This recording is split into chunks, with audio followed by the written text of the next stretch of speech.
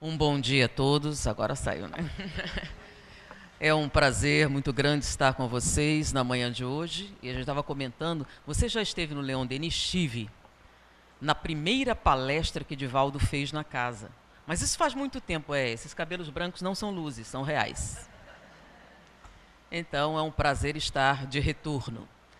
E Leon Denis é um eminente filósofo da doutrina espírita. O seu trabalho é calcado em filosofia. E existe um forte preconceito contra a filosofia, né? Estávamos comentando aqui, né? Para que serve filosofia? Normalmente é um questionamento comum. Para que serve? Aliás, o que faz um filósofo? E aí quando ele fica pensando, então é vagabundo. Né? Qual a utilidade da filosofia? Mas essa não é uma pergunta nova, né? É uma pergunta muito antiga. Na verdade, quando a gente ouve falar sobre Sócrates, e Platão escreveu sobre Sócrates, porque ele não escreveu nada, porque ele estava ocupado pensando, Sócrates fala sobre um questionamento feito a Sócrates. Por que você perde tempo com essas coisas? Por que você não vai trabalhar como todo mundo? E esse é um questionamento comum, né? Por que você perde tempo pensando? E eles parecem pensar nas mesmas coisas. Por exemplo, quem somos nós? O que estamos fazendo aqui? Por que estamos aqui? Mas a gente se pergunta isso o tempo todo. Devemos perder mais tempo pensando nisso? E aí, há esse questionamento com relação à filosofia. Então, para que esse livro? Ele não diz exatamente, devo fazer isso, devo fazer aquilo. É esse o grande problema com relação aos livros de filosofia. Porque, primeiro, ele nunca te dá uma resposta, né? O que você acha que é? Ele parece psicanalista. Porque o objetivo da filosofia é libertar o homem. De quê? Das correntes de si mesmo. Ah, mas está muito filosófico. Aí a questão, quem somos nós? Quem é que não pensa sobre isso? O animal. O animal pensa a respeito do seu propósito? O animal pensa além de comer, dormir e procriar? Ele produz alguma coisa além disso? E o homem? Então, a diferença entre pensar e questionar sua própria existência é próprio de um ser humano. Você é um ser humano porque questiona a sua própria existência. Então, no momento em que você pergunta por que o céu é azul, por que as estações acontecem, por que as coisas estão aí, esta dúvida a respeito da sua própria existência, quem sou eu? Por que isso aconteceu? Foi no momento em que você saiu do reino animal e tomou consciência. Junto com a consciência veio alguns problemas, por exemplo, as escolhas. A sua capacidade de fazer escolhas é que leva a esses questionamentos. Qual a coisa certa a fazer? Qual? E aí, no início, como o nosso nível de instrumentação era muito pobre, as perguntas eram angustiantes porque continuam. Por quê? Mas por que as pessoas morrem? Porque é possível que a primeira pessoa que desejou possuir uma companhia e a perdeu questionou, mas por quê? Por que eu?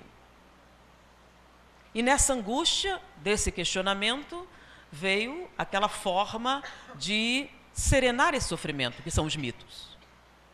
Então, um poder sobrenatural, alguma coisa com o objetivo de serenar essa angústia interna. Aí dá origem à mitologia e uma série de... Mas a gente continuava questionando. A filosofia nasce, que a gente fala na Grécia, mas não haviam pensamentos filosóficos? Sim, mas esse questionamento sistemático surge lá por quê? É claro que por um motivo de natureza social, econômica. Os gregos eram grandes mercadores. E vocês sabem que se você é dono de um comércio, o cliente sempre tem razão, certo? Então imagina que você vai receber pessoas que vêm do Egito, de vários locais, cada um com a sua religião, e se você for um bom comerciante, você tem que ser neutro. E, diante disso, tem que respeitar as posturas e costumes daquele que será seu cliente, que vai comprar seus vasos, seu azeite, etc. E, com isso, vem o questionamento. Se existem tantos deuses diferentes, tantas posturas diferentes, como saber qual é o certo? Isso é muito ousado, porque, normalmente, as diversas religiões determinam, são extremamente deterministas com relação ao qual o seu procedimento e o que você pode ou não perguntar. E no momento em que essa liberdade se estabeleceu, começou o questionamento. E como ninguém morreu ao questionar os deuses e a sua própria existência, isso só estimulou outras pessoas a questionarem mais. Então, a filosofia, poderíamos dizer, claro que na definição objetiva da palavra é amor ao conhecimento, mas a palavra conhecimento também é posterior, né? Então, amor ao saber. E o que é amor ao saber? Aliás, o que é o saber? Então, a gente pode definir, por exemplo, na colocação de Platão, tá? Conhecimento é a busca da verdade. Mas lembrem-se que filosofia não trabalha com a verdade. Como assim? Não, ela não trabalha com a... Então é mentira? Não. Então por que não trabalha com a verdade? Pela própria definição de verdade. O que é verdade? A verdade muda? Não. Se ela mudasse é porque era mentira antes, certo? Então a verdade não muda. A verdade aumenta? Não. Porque se ela aumentasse, o que você teria antes seria mentira, porque não seria toda a verdade. A verdade não muda, a verdade não cresce, a verdade não aumenta, a verdade é absoluta e imutável. A verdade é perfeita, porque se ela fosse imperfeita, seria mentira. Então, sendo essas a definição da verdade, nós somos perfeitos? Nós somos imutáveis? Nós somos absolutos? Não. Diante da nossa incapacidade, nós somos incapazes de ver a verdade. Então, diante disso, a filosofia não trabalha com a verdade, ela trabalha com a busca. Mas como é que a gente vai definir, então, o que seria a busca da verdade? Então, Platão diz o seguinte: existe um conjunto que contém todas as crenças, tudo que você supõe que seja o quê? Verdade. E existe um conjunto que contém a verdade. Nós não temos condições de ver toda a verdade devido à nossa imperfeição, mas algumas coisas dentro desse conjunto nós podemos ver. Então existe uma interseção entre o conjunto das crenças e da verdade. E dentro desse conjunto, onde estariam as crenças verdadeiras, tem um subconjunto chamado conhecimento. Ué, mas por que tem que dar um nome diferente? É porque todo mundo supõe que a sua crença seja verdadeira, certo? Faz parte do ser humano. Mas como é que você sabe que a sua é? Se você supõe, não sabe. É aí que surge a questão da filosofia, a busca da verdade. Então, dentro desse conjunto das crenças verdadeiras, está o conhecimento, que se define pelo seguinte: é uma crença verdadeira e justificada. Para ela ser considerada uma crença verdadeira, é necessário que você justifique. Mas o que vem a ser justificar? Por quê?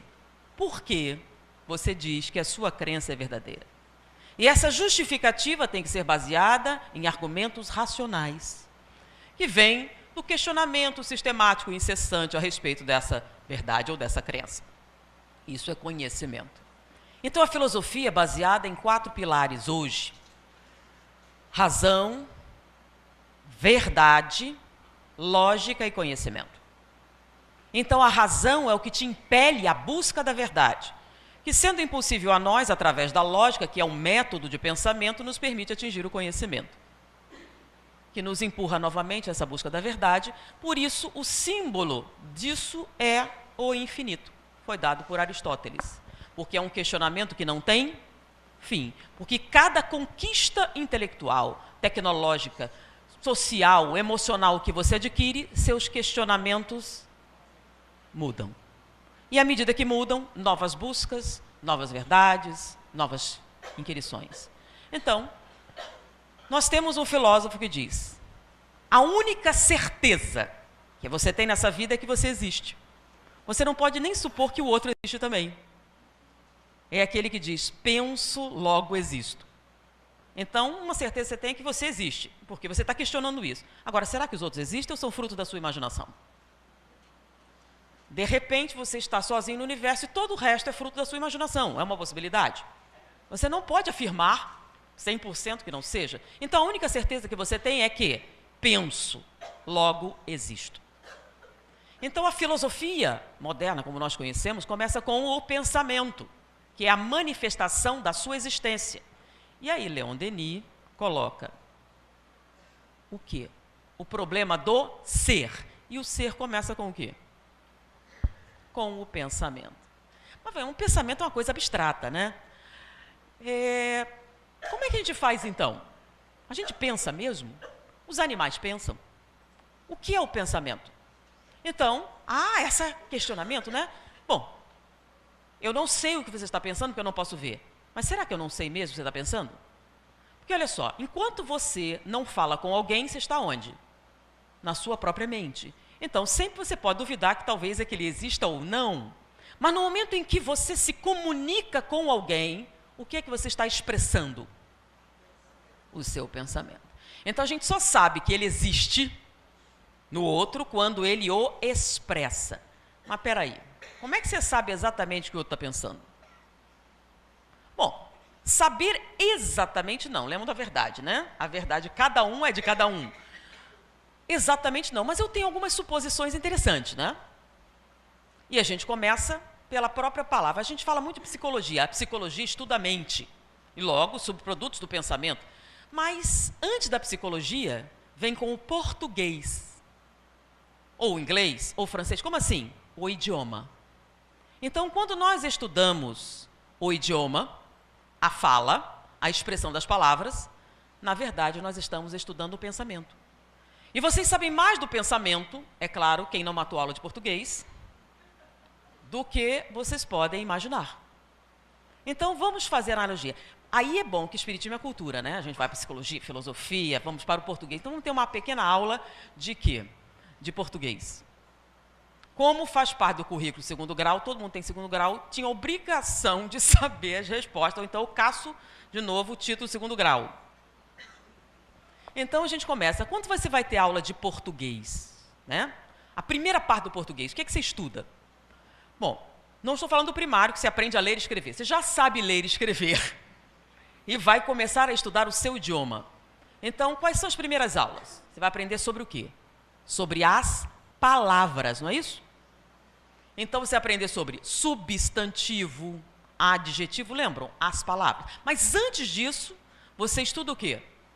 A origem das palavras, né? O radical, prefixo, sufixo, lembram disso? Olha, o pessoal faz careta.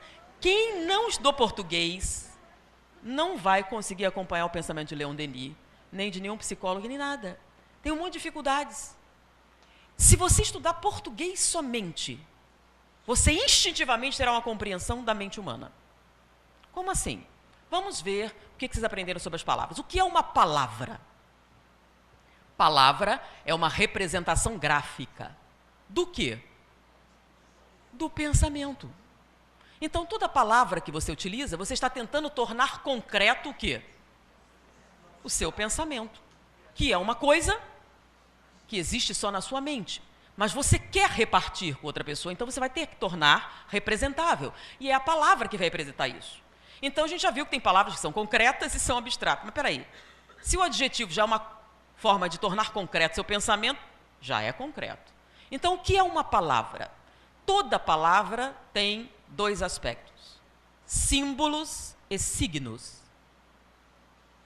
Como assim? O que é um símbolo? Símbolo é uma representação gráfica de uma ideia, não é? A bandeira brasileira, a palavra é uma representação gráfica do pensamento, logo ela é um símbolo. E o que é um signo? Signo é o significado deste símbolo.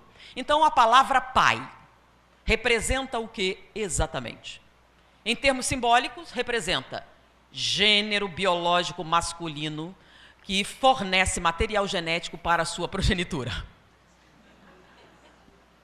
Está definido? Mas aí eu pergunto, o que significa pai para você? Aí ele diz, medo. Aí ela diz, amor, segurança. Ou seja, a mesma palavra pode ter o quê? Significados diferentes. Então, a palavra e os seus dois aspectos representam o conteúdo do seu pensamento e uma coisa maior chamada consciência. Muitos falam sobre computador. O computador faz coisas geniais, não faz? Até diagnóstico está fazendo hoje. Porém, o que vocês não entendem é que esses diagnósticos, essas jogadas de xadrez, são baseados em programações prévias.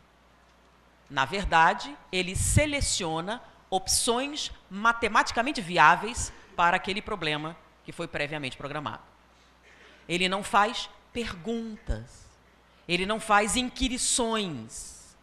Então, ele vai aonde a sua programação permite. Não é o mesmo que nós. Então, existem computadores aparentemente inteligentes, mas não conscientes. Porque a consciência é questionar. Então, a palavra representa a nossa consciência. Como assim? Quando você faz um símbolo, é uma representação gráfica. E quando você dá um significado, é um aspecto emocional. Então, o símbolo é a representação intelectual do seu pensamento. Você sabe do que está falando. Mas o signo é o seu conteúdo emocional.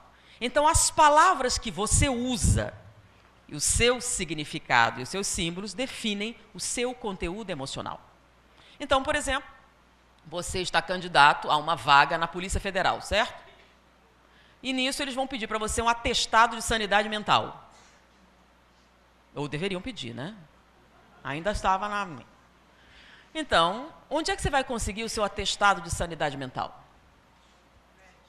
Você vai procurar um médico, um psicólogo, né? Para te dar o atestado de sanidade mental. Mas olhando para você, dá para saber? Como é que você sabe o que tem dentro da cabeça de uma pessoa? Eu olhei e você tem cara. Tem, não sei. Então, pela aparência, ainda mais hoje em dia, aqueles cabelos roxo, azul, toda cor, piercing em toda parte, como é que você vai saber? É ou não é são, mentalmente? Não sei. E aí você vai usar o quê? Um subterfúgio para entrar na cabeça da pessoa. E o primeiro subterfúgio que você usa são as palavras. Como assim as palavras? Você vai colocar algumas palavras e vai dizer o que significa isso para você. E dependendo das palavras, eles usam chamadas palavras de poder. O que são palavras de poder? São palavras que ancoram você na realidade. Por exemplo, quais são os pilares da nossa estabilidade? Poder, né? Força, segurança. Então, ele vai pegar essas palavras e vai perguntar o que é que você sente a respeito delas. O que é que significa para você? Aí eu coloco pai, polícia, governo, fome, angústia. Aí eu, no meio, coloco algumas palavras de poder. Professor, símbolos de autoridade, país, nação. E com isso, você, sem querer, vai dizer o seu conteúdo emocional. Porque as palavras definem seu conteúdo emocional, mesmo que você não queira que os outros saibam. Mas peraí, só as palavras é suficiente? Não. Com as palavras eu consigo fazer uma prospecção do seu conteúdo emocional. Mas o português vai além, não vai além das palavras? Tem o substantivo e tem um adjetivo, lembra? Só tem substantivo e adjetivo ou tem mais coisa? Tem os verbos. Então, você tem os substantivos, tem os adjetivos e tem os verbos. E aí você representa o quê? O ato de interagir com o meio. Você nunca parou para pensar que uma frase que tem um substantivo, um verbo e um adjetivo representam o quê? A interação do seu pensamento com os outros. Se a palavra é a expressão do seu pensamento, a ação, né, a frase, é a representação, a sua interação com o meio ambiente. Como é que é? É simples. Vamos lá. Vamos pegar uma criança perfeitamente normal. Olha, se a gente entrar na discussão de normalidade, vai virar seminário, tá? Então, aceitem o normal, É porque tem uns puristas, mas o que... Ok, eu só tenho 1h15. Então, uma criança normal, e você pede para ela definir a realidade. Como assim? O que é isso? Aí ela vai dizer, uma cadeira. Ou, isso é uma cadeira. Gostou dessa cadeira? Bonita cadeira. A criança faz o quê? se ela é absolutamente normal. Ela vê a realidade e expressa a realidade como ela é, certo? É porque ela ainda não interagiu o suficiente para aprender que certas coisas não são aceitáveis, que as pessoas não vão gostar dela sempre, que ela tem que agradar, que ela tem que submeter, que ela tem isso, tem aquilo, tem um monte de coisas. No momento em que você passa por tudo isso, e alguém pergunta, o que você achou dessa cadeira? O que ela quer que eu responda? O que eu deveria dizer? O que eu devo dizer para não me comprometer? Será que eu perco meu emprego se eu disser? Será que... Todos esses pensamentos, sentimentos, começam a vazar na hora que alguém pergunta, gostou dessa cadeira? Isso vai se refletir aonde? Na estrutura do seu pensamento. Mas peraí, você não vê o pensamento? Sim, na estrutura das suas frases. Porque as frases são a representação do quê? Da estrutura do seu pensamento. Então, as palavras são o quê? O aspecto emocional dos seus pensamentos. A estrutura da frase é a estrutura do seu pensamento. Como assim? Vamos dar um exemplo. Você chega para alguém, né, e pergunta alguma coisa, ou a pessoa vai fazer uma colocação. Eu vou exagerar um pouquinho para ficar mais óbvio, né? Nossa, achei essa cadeira tão fofa, tão bonitinha, tão lindinha, esse verdinho é muito legal. Nossa, tão adorável, beijinhos coloridos para você. Vocês conhecem gente que falam assim? Se a gente for analisar essa frase gramaticalmente, o que é que você vai ver? Você tem um substantivo, que é a cadeira, e o quê? A proporção de adjetivos está o quê? Mas muito, muito acima de qualquer coisa. Isso é normal? Ah, mas tem muita gente que faz. Não confunda normal com frequente. O que significa? Um excesso de adjetivos na sua frase.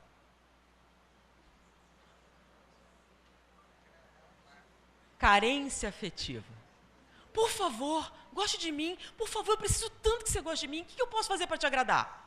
Fofinha, doce, linda, adorável, bonitinha. Seu cabelo ficou bom em você?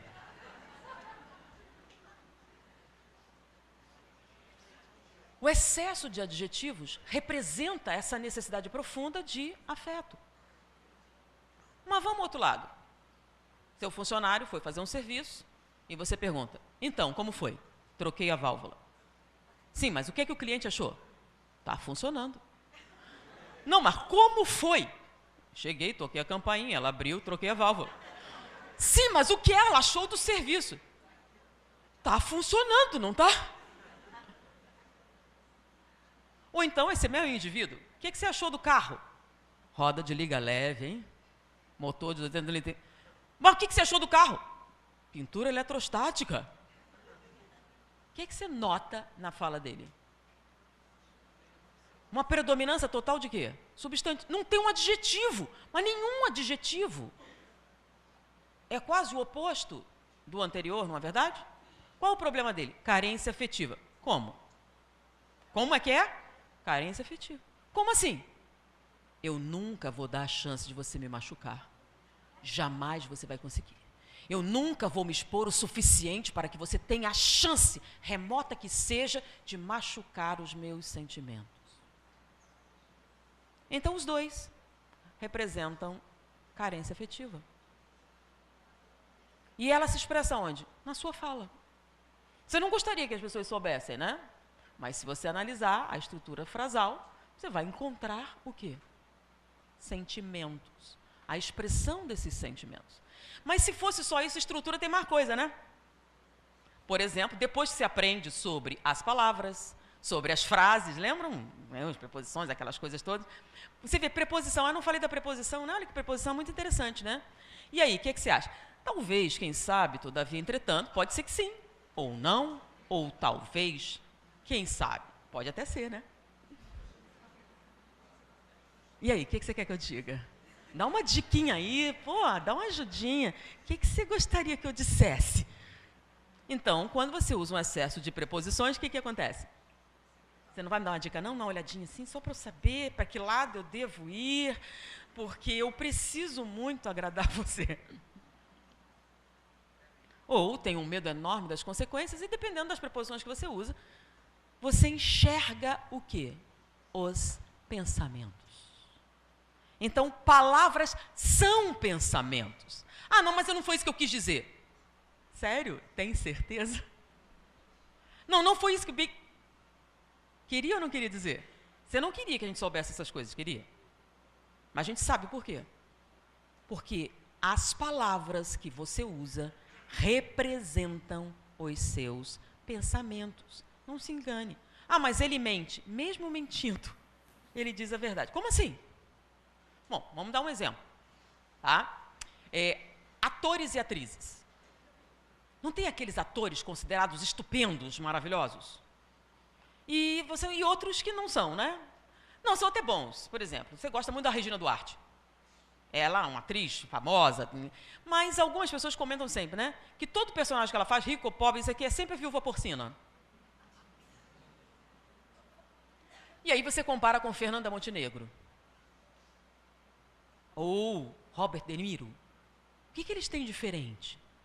É que você chama ele de camaleão, não é isso? Porque ele se transforma. Peraí, ele se transforma, é a aparência? Não. É porque quando ele faz um personagem, você se identifica. É um personagem diferente, é outra pessoa. Por quê? Tem características interessantes. Por exemplo, existem atores que pegam o texto, estudam esse texto e depois dizem com suas próprias palavras. Por exemplo, o que significa isso? O que ele está sentindo? Como é que eu vou expressar isso? E aí você expressa. Tem outros atores que não, decoram exatamente o que está no texto. E quando vão interpretar, falam aquelas palavras e dão apenas nuance. Ah, peraí, isso aí não é ser um bom ator, ele não está sentindo a coisa. Não, ele está representando fielmente aquele personagem. Qual a diferença? É simples. Não interessa quem você vai interpretar. Então, se eu pegar alguém da plateia, finge que você é uma imigrante ucraniana, fugindo da guerra, chegando no Brasil, e aí você vai pegar assim, como seria se eu fosse ucraniana, fugisse da guerra e tudo mais. E aí, quando você falar o que está sentindo, você vai usar as suas palavras. E as suas estruturas vasais, e a sua emoção. Mas quando você usa as palavras de outra pessoa, o que acontece? São outros sentimentos, outras emoções que não são as suas. Por isso você parece ser outra pessoa. E você nunca tinha notado, né? Por isso dá para ver quando você frauda um espírito ou não. Mas isso é outra conversa. Mas voltando às palavras. Então a estrutura da frase representa a estrutura do seu pensamento. E ele vai vazar no seu discurso. Mas quando você está em português, você vai a um passo além. Depois de estudar a estrutura, lembra? Gramatical, gramática. Então você estudou as palavras, você estudou a estrutura da frase. E agora, qual é a próxima aula de português? O que é que você aprende depois de gramática, depois das palavras? Quem matou a aula de português? Vai saber agora. Qual é? Tem algum professor de português aqui? Nenhum professor de português? Se tem, não tem orgulho da profissão, gente? Aqui um. Qual matéria você dá? Português. Dá aula em que período? Isso. Então, quais são as partes do português que fazem parte do currículo?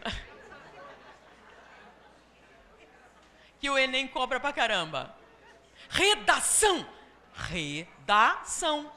Então, se você já sabe usar as palavras, se você já sabe usar as frases, você vai aprender a fazer o quê? Escrever. E escrever o quê? O conteúdo dos seus pensamentos. A palavra representa suas emoções. A frase representa a estrutura do seu pensamento. E o discurso representa o conteúdo do seu pensamento. Mas peraí, não é isso que analisam na insanidade? É emoção, estrutura e conteúdo. E o conteúdo você aprende, lembra a redação? Na redação você tem o que é um parágrafo. Lembram? Parágrafo. Aí você tem, na redação, você começa com o quê? Tem o título, Você vai... E aí vem o primeiro parágrafo. O que acontece no primeiro parágrafo? Você vai fazer a introdução do seu conteúdo. E aí o meio é o quê?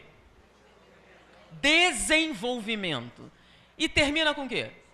Conclusão. Então, o conteúdo de um pensamento é introdução, desenvolvimento e conclusão. Não precisa ser necessariamente dessa ordem, né? Vocês sabem, né? Você pode começar como quiser, contanto que tenha o quê? Então, o que você está dizendo, por que está dizendo e como está dizendo. Isso é o conteúdo do seu pensamento. Então, esse conteúdo tem que ser coerente? Então, você usa as palavras e você tem as suas emoções, você tem a estrutura preservada. E quando eu digo estrutura, é a proporção de substantivos, adjetivos e o tempo também, presente, passado e futuro. Então, a estrutura tem tempo, né, organização e o conteúdo. Então, vamos lá. Suas palavras foram bem dentro das expectativas normais. Como assim? Porque varia? Varia, gente. Olha só. Você pega uma criança e coloca lá, polícia, medo, pai, autoridade. E ela não tem uma certa estabilidade. Mas ela nasceu no Kosovo.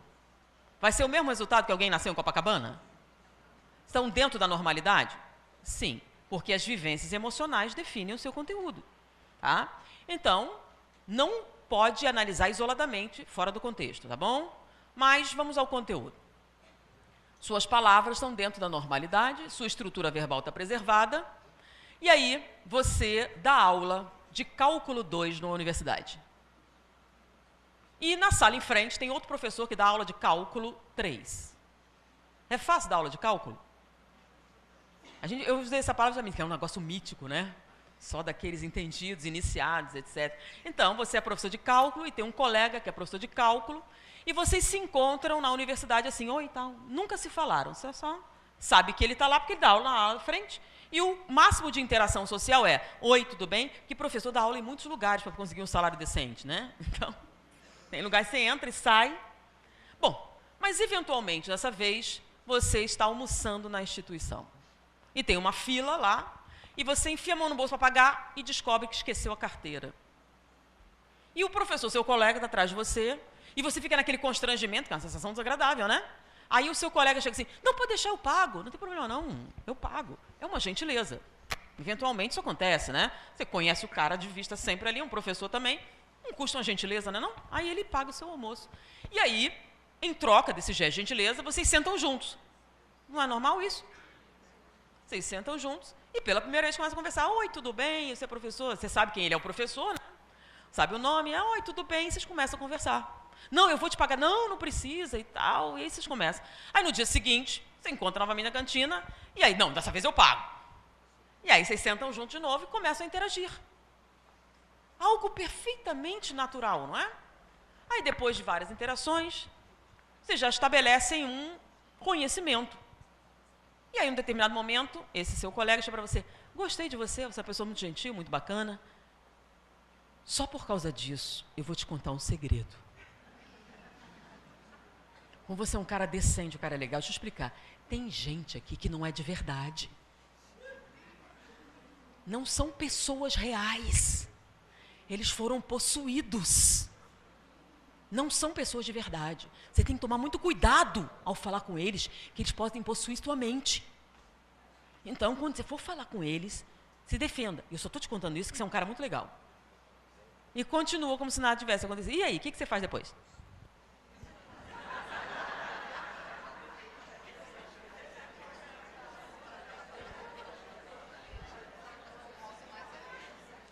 Mas ele parecia tão normal. Por que ele parecia normal? Porque o discurso dele era coerente, ele falava normalmente. Sim. Aparentemente, emocionalmente, ele estava estável. Aparentemente, estruturalmente, ele estava... O que tinha de errado? O conteúdo dos seus pensamentos estava alterado. E nós chamamos isso de delírio. Então, as pessoas confundem. Quem delira é alguém que está instável. Não necessariamente. Ele tem um delírio. Mas, como o resto está tudo preservado, ele dá aula de cálculo 3. E ele pode fazer isso muito tempo. Ele é um maluco. Viram como complica? Ele é ou não é um maluco? Sim, mas ele acredita que tem gente possuída por... Ou que o FBI está monitorando o cérebro dele, ou que tem um chip da CIA, ou que tem alienígenas vigiando do espaço. Ele é maluco? O que seria, então, estar maluco? Ou, a palavra mais formal, insanidade. Então, a insanidade, na verdade, é uma pequena linha. Se você cruzar, entrou no reino da insanidade. Mas até lá, você tem muita flexibilidade. Então, você tem o seu estado emocional, a estrutura do pensamento e o conteúdo do pensamento. Quando é que você cruza? E qual a definição de insanidade? Insanidade, segundo a definição geral, é a incapacidade de lidar com a realidade e suas alterações. Enquanto você for capaz de lidar com a realidade e as suas alterações, você é considerado o quê? Não insano. Não insano. Porque aí tem a pergunta, ser neurótico é normal? Ser neurótico é normal? Viu o problema? Se você é neurótico é porque você não é normal. Porque o normal é ser saudável.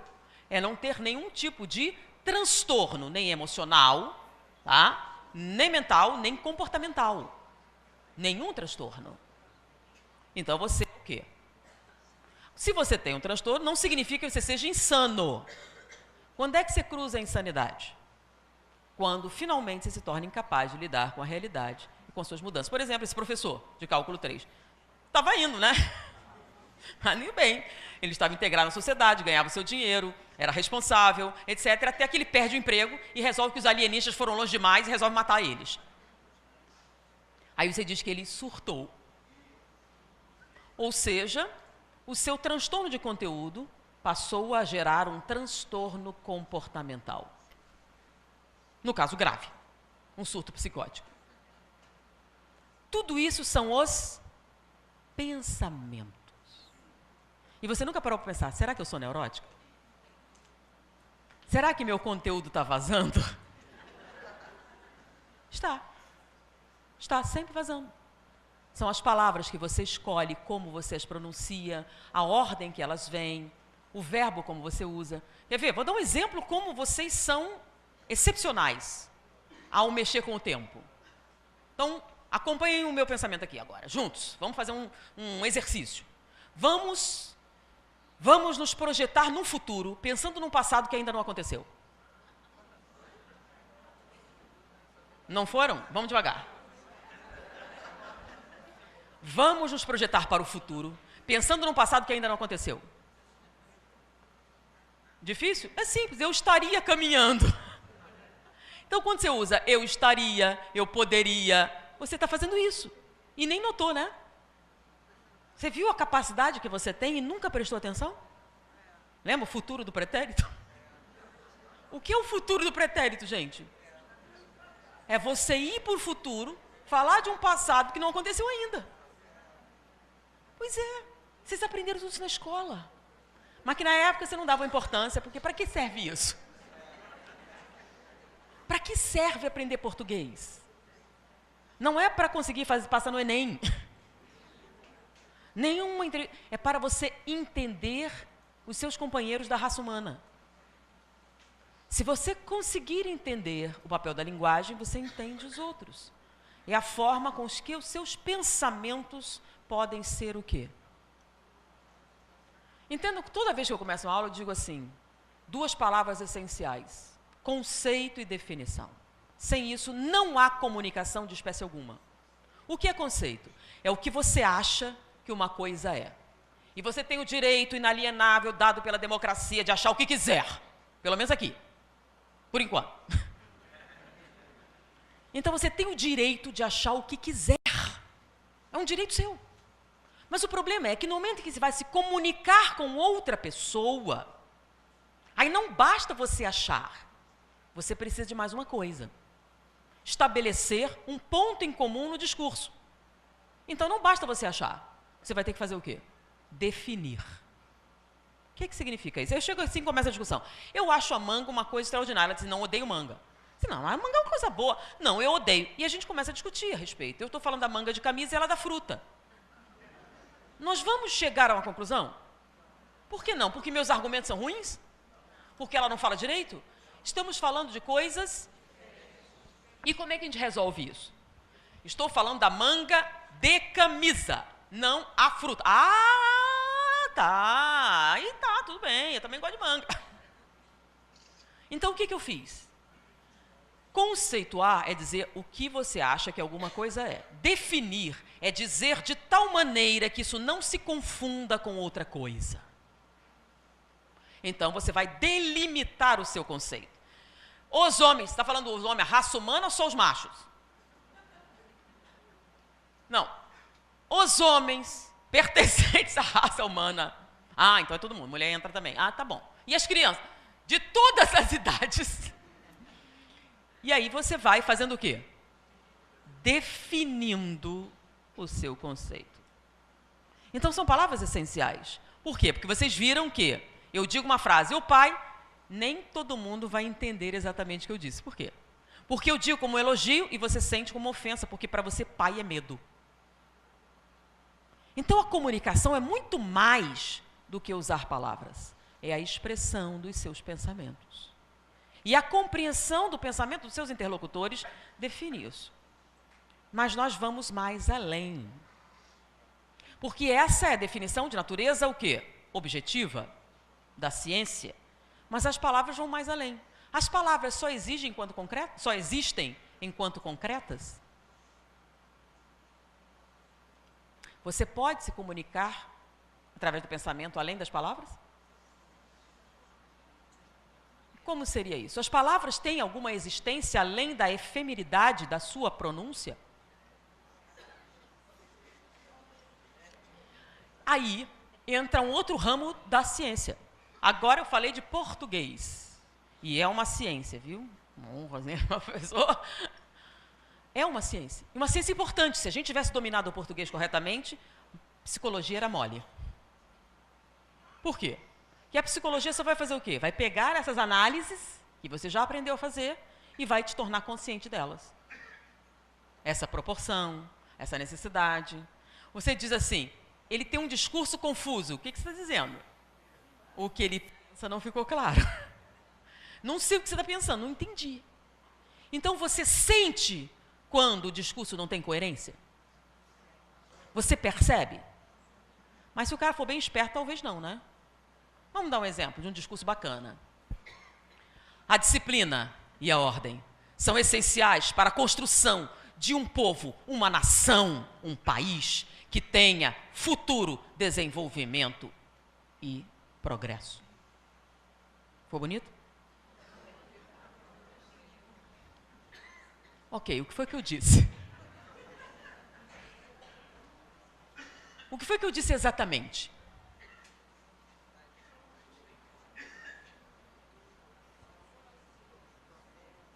Sabe o que eu disse? Nada. Como assim? Nada. Porque o que você pode tirar desse discurso? Nada. Eu propus alguma coisa? Não. Eu afirmei alguma coisa? Não. Eu fiz o quê? Nada. Porque quando você diz disciplina, disciplina de quem para quem? E ordem, em que sentido? Em que circunstância? Toda a minha fala é calcada em quê? No que você quiser, querida, pode inventar. Eu vou atender 200 pessoas, você vai preencher como você quiser. Então você fala disciplina, você pensa em soldado, ele pensa em criança, ela pensa em comércio, você pensa o que você quiser. Porque afinal, o que eu disse? Nada. Chama-se discurso vazio. Ah, mas ele estava... eu usei palavras de poder, lembra palavras de poder? Disciplina, ordem, progresso. Olha que palavras bonitas. Coloquei numa determinada ordem, assim, aceitável, investi num e não disse nada. Porque não defini coisa alguma. Então, é um discurso de apelo emocional. E emoção é de cada um, né? Vocês preenchem como quiserem. Eu não disse nada. Essa é a arte de não dizer nada usando muitas palavras. É uma arte que precisa ser desenvolvida para você não notar que esse discurso é vazio. Então, número de palavras de poder, a forma com que eu faço. Então, eu posso manipular a sua emoção. Nossa, ela é tão... ela quer educação no país, ela quer nada. Ela quer o quê exatamente? Ela propôs alguma coisa a você? Ela te deu alguma coisa concreta para você definir? Não. É um apelo emocional. E com isso, eu construo uma série de comportamentos. Chama-se manipulação. E eu nem preciso dizer muita coisa, né? Por exemplo, você pode me acusar de quê? Vi seu marido... Com licença que eu tenho um negócio para fazer. E agora? O que você vai fazer com essa frase? Como é que você vai preencher a lacuna? Depende do quê? Então, com essa pequena frase, eu posso te empurrar para o buraco ou não. Se você for precipitada, presa das suas emoções, viu ele me traindo. E a sua emoção já está construída. E você não esperou eu concluir, fazendo uma caridade formidável. Por quê? Porque o pensamento, ele existe. Nós lidamos com ele numa base diária. Mas não paramos para nos tornarmos conscientes dele. Porque é através da disciplina das palavras que nós disciplinamos quem? Nossos pensamentos. Então, a forma como você diz muda todo o sentido. Vamos fazer isso. Faça isso. É a mesma coisa? Em português... Então, vou dar um outro exemplo para vocês entenderem, tá? Façam esse exercício mental. Vamos imaginar um momento em que você deu uma caminhada. Construam isso. Ok, apaga agora. Agora, eu quero que você imagine um momento em que você estava caminhando. Pode apagar agora. Em termos absolutos, não tem diferença, né? Eu estou falando da mesma coisa, certo? Mas quando você construiu a imagem, elas eram diferentes. Quando eu disse, você deu uma caminhada, era uma foto. Você estava caminhando, tinha movimento. É ou não é? Então, vamos lá, você chega no consultório. Então, você tem estado deprimida, né? É assim que você tem estado? Com as minhas palavras, eu dissocio ou associo você ao seu estado emocional. Então, tem pessoas que você conversa, nossa, só de falar com você, me sinto melhor. Por quê? Porque ao falar com essa pessoa, ela dissociou você do seu sofrimento. E você nem notou. Como? Com as palavras que ela usa. Eu posso fazer você reviver e aumentar seu sofrimento, ou se dissociar dele. E no momento que você se dissocia do sofrimento, você se sente o quê? Melhor. Então, tem gente que fala e você se sente melhor. Mas ele disse o quê? Nada exatamente. Só reproduziu o que você está falando. Mas nisso, você já se sente melhor. Por quê? São as palavras. Mas o que faz ele usar essas palavras? Seus sentimentos. Porque se eu curto, então você estava mesmo mal. Sério, conta para mim como foi, né? Foi o que ele disse. E aí, você respondeu o quê? E com isso, o que eu faço? Eu me locupleto no seu sofrimento. Por quê? Antes você do que eu. Que é o que tem por trás. É o que tem por trás. Entendeu? Melhor que seja você do que eu. Graças a Deus não foi comigo. Nossa. Então é uma forma. E você nem notou, né? Porque você nunca parou para pensar nas palavras que você usa, na estrutura do seu discurso, em como você diz as coisas. Por quê? A gente tem que disciplinar o pensamento. E o que é? Um troço abstrato, não deixa para lá. É uma coisa muito abstrata para mim, muito fora da minha alçada, muito... Espera aí, você não pode... Você não pode controlar suas palavras?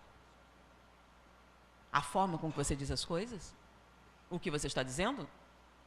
Você diz o que é real ou o que está na sua imaginação, o que você gostaria que fosse, ou o que você quer, acha que o outro quer para agradar? Deu para entender? Tudo isso é pensamento. Então, quando é que você supera isso?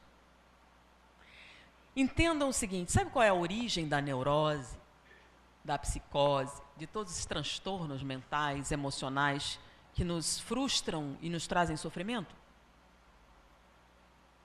É nos distanciarmos da realidade.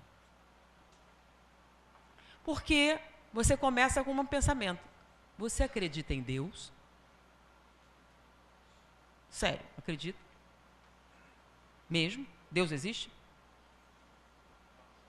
Existe ou não existe? Agora fiquei surpreso. Pausa. Existe ou não existe? Existe. Vocês têm certeza? Sim. O mal existe? Existe. Bom, não tem problema. Vocês vão ter que escolher. Ou Deus existe ou o mal existe. Porque se o mal existe, então Deus não existe. Como assim? Vamos lá. Vamos definir, né? Definir. Deus. O Criador, certo? De quê? Tudo. Todas as coisas. Tem exceção? Tudo. Mas é tudo mesmo. Okay. Deus é o Criador. Então, maiúsculo assim. Deus é onipotente. Pode tudo. Para não ficar dúvida, né? Onisciente. O que é isso? Ele sabe tudo. Tudo mesmo. Beleza. Onipresente. Está em toda parte. Beleza, vocês estão dizendo. Podemos acrescentar. Benevolente, bom, justo, lembra? Também? Tudo isso? O mal existe? Se o mal existe, espera aí, Deus não é bom? E não está em toda parte? Não é onipresente? Se você diz que o mal existe, Deus não está ali, certo? Se Deus não está ali, não está em toda parte, não é onipresente. Se ele não é onipresente, não pode ser onisciente, porque ele não sabe o que está acontecendo. Se não é onisciente, não vai poder ser onipotente, nem o Criador, então não existe. Mas peraí, o mal existe. Ok, você vai ter que escolher, o mal existe, ok. Se o mal existe, então Deus é a favor do mal? Então ele não é bom. Não, aí alguém... mas isso é para nos testar. Mas peraí, ele não era onisciente? Ele já não sabia o resultado do teste? Então é o quê? Sadismo. Ele não é bom. Não é Satã. Bom, Deus não é onipotente? Não é onisciente? Não podia derrotar Satã? Mas é o livre-arbítrio. Beleza, Deus não podia fazer um mundo perfeito com livre-arbítrio? Senão, ele não é onipotente. Ou seja, isso é o quê? O paradoxo de Epicuro. E aí, como é que os espíritas saem dessa? Deve sair, né? Porque eu estou aqui falando para vocês disso e eu sou espírita, ideísta, etc. Deve ter uma saída, não tem? E está no livro, esse que vocês não leram, O Problema do Ser Destinador. Está onde? O problema do destino. A destinação do homem, e a dor, o sofrimento. Ele fala sobre isso.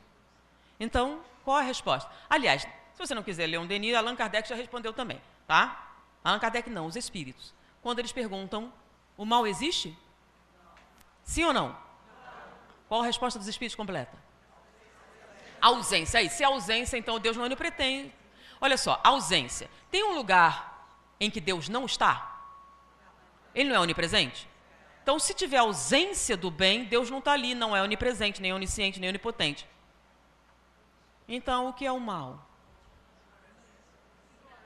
Resposta espírita. Não católica. O que é o mal? O que é que os espíritos disseram?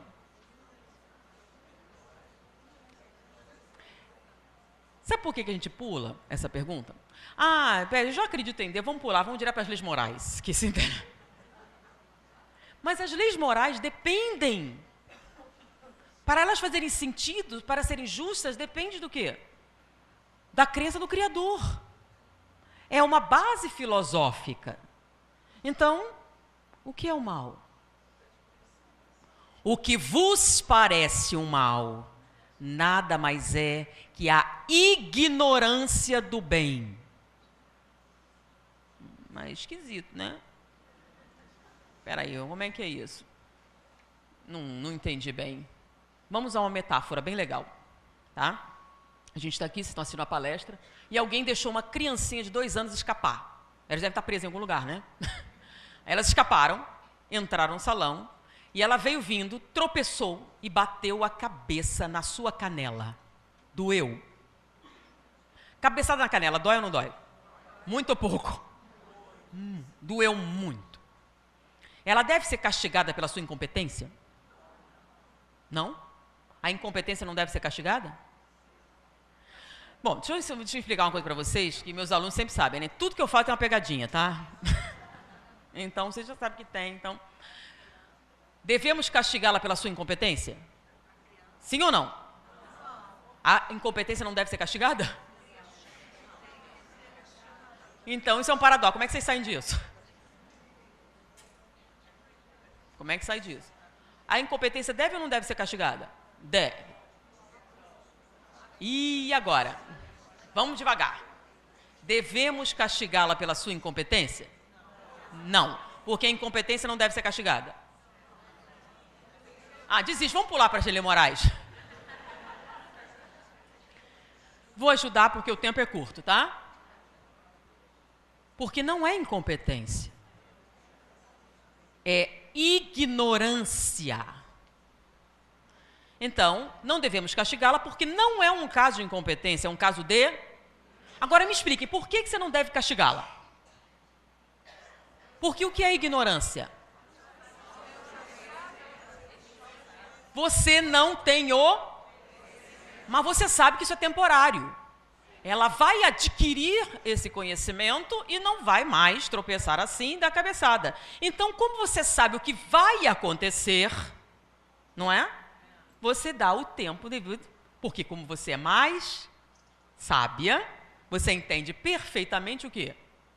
Que é um caso de ignorância, e ignorância é um estado temporário, correto? Então, com um pouquinho de paciência, está resolvido o seu problema. Então, como é que a gente castiga a ignorância? Não castiga, a gente informa, educa, ensina. É essa a resposta à ignorância. Foi? Ok, então vamos voltar para o mal. Então está lá você tendo uma atitude criminosa. Como eu vejo alguns espíritos assim, bandido bom, bandido morto. Tão cristão. Um bandido. Mas ele é um bandido. Foi bem carioca isso. Um bandido. Um bandido. E aí? Só que um bandido é você. Mas antes de ir para o bandido, vamos para aquele garotinho de novo? Ele tropeçou e bateu a cabeça na sua canela, não foi? Só que deu azar. Em vez da sua canela, foi a canela do coleguinha. Aí o coleguinha virou e deu um soco nele. E aí você chega, não pode bater no coleguinha, ele me bateu primeiro. Sim, mas não pode, mas ele me machucou. Sim, mas foi sem querer, e daí? É ou não é? E como é que você explica para ele? Mas o coleguinha não, mas ele fez. Sim, mas não... Explica, ele vai entender? Então não pode. Por quê? Porque eu não quero. Não bata no coleguinha, você vai ficar de castigo. Porque ele vai entender? Então você é o bandido agora. E está fazendo uma coisa muito, muito feia. E aí o espírito muito superior está vendo. Tadinho, tão criança, mas vai crescer, vai melhorar. Ele não acha que você é um discípulo de Satã, como você não acha também que a criancinha que deu a canelada é um discípulo. Você acha que ela é um discípulo de Satã? É um mal na terra? É um representante do anticristo? Não, ela é só uma... E o espírito superior olha para você e é só uma criança ignorante. Mas não bata no coleguinha, meu filho. Mas ele começou, mas não pode, meu bem. Não é mais ou menos assim quando você quer se vingar do coleguinha? Se você botar as proporções, não é exatamente isso que acontece? Mas para você é um discípulo de Satã, é um mal na terra, é uma representação do anticristo? Sim, mas para o espírito superior é só o quê? Infantilidade. Ignorância. É um espírito ignorante, não é não tem essa malévolo, nem inferior e superior. Isso aí a gente que inventou. Existem os sábios e entre eles tem toda uma gradação. Então, quanto maior o seu conhecimento, menos mal você enxerga. E quando você realmente toma conhecimento do significado, o mal deixa de... O que vos parece um mal, nada mais é que ignorância. Ah, peraí, não, aí não dá. Tá difícil. Ok, vamos apelar para outro filósofo. Aristóteles. Certo, porque eu estou ressaltando várias colocações de Leon Denis, que usou essas correntes filosóficas. Então, Aristóteles. Aristóteles foi um que ele falou muito sobre justiça, né? A justiça. E a justiça, segundo Aristóteles, tem a ver com o quê? Vamos lá. Você trabalhou, chega no final do mês, o cara não paga o seu salário, isso é justo? O que é a justiça? Você merece o seu salário. Você fez o serviço? Aí diz, você não fez o serviço, não merece o salário. Se você fez o serviço, você merece o salário. Então, justiça tem a ver com o quê? Merecimento. Então, se Deus é justo, é ou não é? Só para garantir. Deus é justo. Então, todo mundo tem o que merece. Tem alguma exceção? Tem uns que ele gosta mais, os eleitos, os favoritos, não. Todo mundo tem a cota merecida. Todo mundo tem o que merece. Sério, todo mundo. Ok. Deus é justo, todo mundo tem o que merece. Nossa sociedade é justa? Então não é todo mundo tem o que merece, é? Tem ou não tem? Vamos de novo. Deus é justo? Todo mundo tem o que merece? Nossa sociedade é justa? Não. Então a gente não tem o que merece, certo? Vocês têm que decidir, gente. Tem ou não tem? Todo mundo tem o que merece ou não tem? Mas a sociedade não é justa. Mas peraí, o que é sociedade, gente? Não é a soma de todos? Sociedade não é a soma de todos os indivíduos? Sabe o que acontece? Chama-se dissociação do pensamento. Você diz que é espírita, mas na hora de pensar, pensa como materialista. Na hora de analisar a economia, na hora de analisar a política, na hora de analisar o movimento, você pensa como materialista. E usa um discurso materialista, um raciocínio materialista. E esquece que você é deísta. E mais além, espírita, reencarnacionista. Se você eliminar todas essas coisas, aí pode pensar que a gente só tem uma vida, que se dane. Né? Então, a sociedade não é a soma de todos os indivíduos? Deus não é justo? Ou, supomos que seja, todo mundo tem o que merece. Se a sociedade é a representação de todos os indivíduos, cada um tem o que merece, certo? Então, nossa sociedade é justa? E agora? Como é que eu saio disso? Como eu saio disso? É simples. Vamos continuar. Nossas relações sociais são justas? Homens abusam de mulheres? Mulheres abusam de crianças? Empregadores abusam dos empregados? Nossas relações sociais são justas? Não. Mas a soma de todas as relações sociais produzem o que você necessita para o seu crescimento espiritual, segundo está escrito nesse livro, que é o tema do nosso fórum. Vamos mais devagar, lentamente. Qual é a nossa destinação?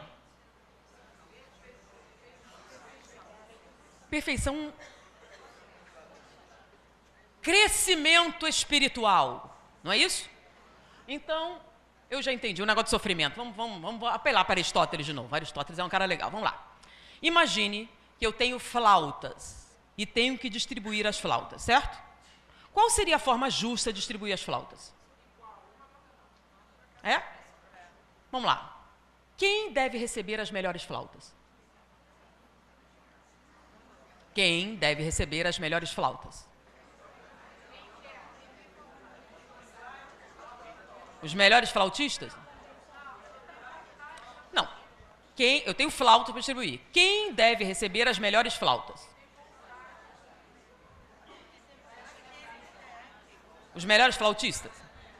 Bom, ok. Então, vocês acham que a forma justa de distribuir as flautas é que os melhores flautistas recebam as melhores flautas. Por quê? Aí vocês dizem, porque ele vai produzir boa música? Isso é consequência. Porque vai beneficiar todos? Consequência. O motivo por que o melhor flautista deve receber a melhor flauta não tem nada a ver com a consequência, tem que ver com o mérito. Por quê? Porque é para isso que as flautas servem. As flautas servem para ser tocadas. Logo, o melhor flautista vai receber a melhor flauta. Porque ele tem o mérito necessário para justificar. Foi? Vamos substituir flauta por sofrimento.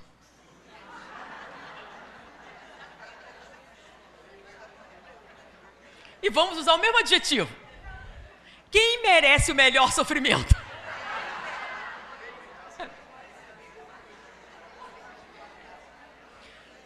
Como é que você vai saber? Não pelas consequências, e sim com a pergunta. Mérito. Para que o sofrimento serve? Para que serve o sofrimento? Para quê? Agora estão falando tudo ao mesmo tempo, aí eu não escuto. Ah, para aprender? Então o melhor sofrimento é quem... Vai para quem? Para quem precisa mais aprender. Então vamos traduzir um outro pensamento. Você só muda em duas circunstâncias. Quando aprende ou quando cansa de sofrer. Que é a mesma coisa. Então vamos traduzir. Nossas relações sociais são justas? Nossas relações sociais são justas? O que é relação social? Homem, mulher, mulher, criança, empregador, empregado, governo. Nossas relações sociais são justas? Não. Porém, como Deus é justo, na soma de todas as relações sociais do que produz a sociedade, nossa sociedade está indo para o buraco ou está crescendo? Tem certeza? Quem não tem, lei do progresso. Beleza. Então, nós estamos crescendo? A civilização está crescendo? O bem está crescendo? Está tudo crescendo? Por quê? Porque o sofrimento tem como função o aprendizado. E as relações sociais injustas que você está vivendo é o necessário para o seu crescimento espiritual. Mas não significa que todos não devam lutar para que não haja relações sociais injustas. Então o espírita entende que o que a pessoa está sofrendo vem do quê?